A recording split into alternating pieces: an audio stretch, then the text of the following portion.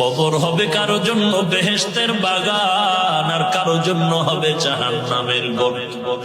এরে আল্লাহর বান্দা, কবরে তোমাকে আমাকে রাখার পরে ফেরেশতা হাজির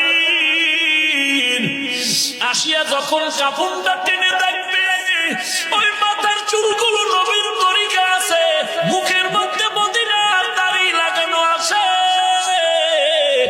ফেরেশতারা মোটামুটি ধারণা করবে এটা নবীর একজন আশিক মনে হয়, হতে পারে।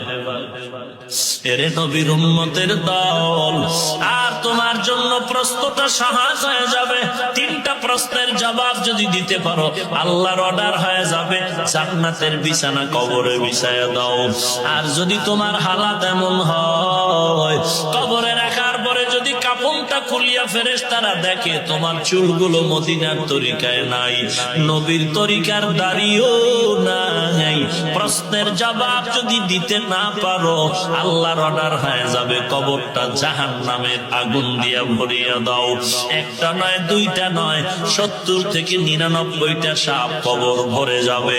এরে নবীর উম্মতের দল, মদিনার নবী বলেন, বেনামাজি নাফরমানের কবরের দুই পার্শ্ব থেকে মাটি এমন জোরে চাপ দিবে, চাপের কারণে পাঁজরের হাড্ডি চুরমার হয়ে যাবে।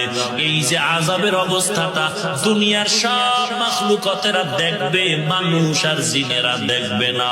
যদি দেখতো কেউ সংসার করতে পারতো না।